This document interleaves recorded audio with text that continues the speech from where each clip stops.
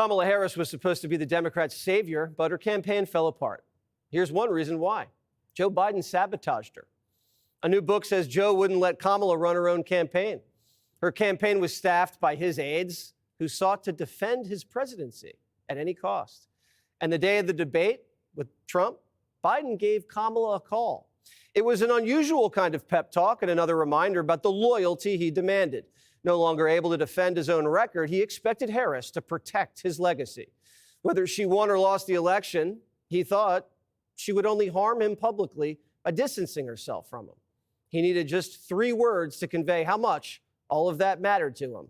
No daylight, kid.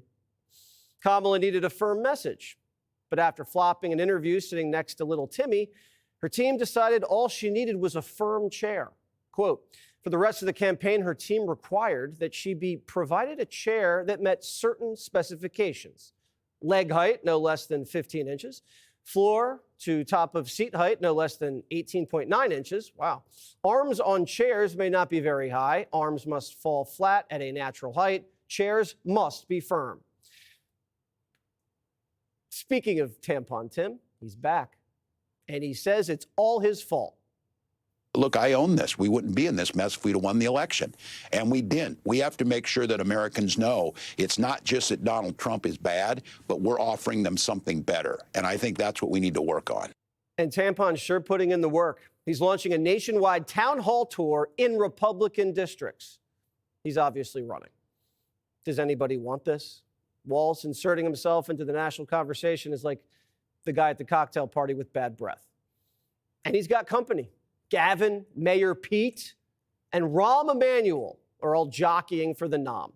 Gavin soft launched his campaign with a new podcast. Michelle Obama trying the podcast thing, but the premiere was a flop. Barack hasn't even promoted it. That's weird.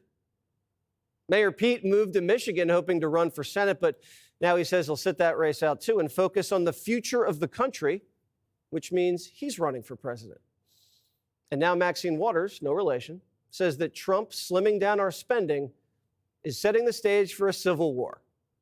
I'm worried that Trump is on the edge of creating a civil war. He alluded to it more than once. He alluded to the fact that if he did not get reelected, that there could be a civil war. What does Trump expect? Oh, I believe he expects violence. I believe he expects confrontation. I believe he's working toward a civil war. Tomi Lahren's OutKick.com host and host of the 100 Days with Tomi Lahren. All right, let's go one by one. Gavin Newsom, does he have the chops? He's desperately trying to convince us he's a moderate, right? But what I'm actually interested in is he may have funded a bust of himself in the San Francisco City Hall. There's no one that loves Gavin more than Gavin. If he can convince the country to love him half as much as he loves himself in the sight of his own reflection in shiny objects, then he's probably off to a great start. What I noticed between all those possible contenders, they're all, for the most part, white males, I believe. I'm not assuming anyone's gender or their racial identity. You can be whatever you want in the Democrat Party. Yes. But you went from black woman to all white men. Diversity is dead. DEI is dead. Are you saying that the Democrats are never going to run a woman again?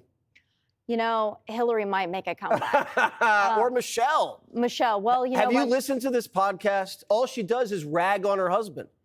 Yeah, there's trouble in paradise there. I think after the Kamala Harris loss, those two were the power couple, and now they don't have to keep up the front, the facade.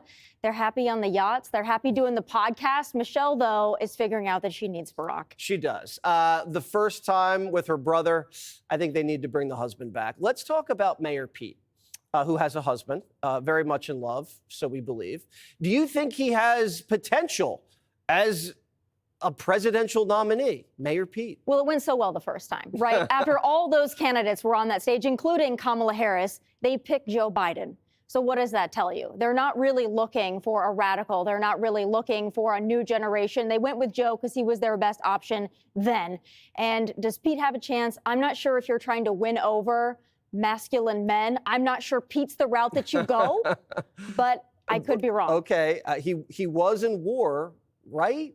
Didn't he have a helmet? I forget. I shouldn't try to talk about his military service. I never served, except in the war on Christmas. Tomi, what about Tiananmen Tim? Listen, Tim is the last person to realize that he was simply the wingman on a political kamikaze mission with Kamala Harris. And I love the fact that he's really taken it. You know, he's taken it upon himself. His daughter is famous on TikTok. I think that's bled into his ego a little bit. Nobody takes him seriously. But the fact that he has now been on national television more than Kamala Harris tells you it wasn't Joe that sabotaged Kamala. It was Kamala that sabotaged Kamala. Joe might have helped.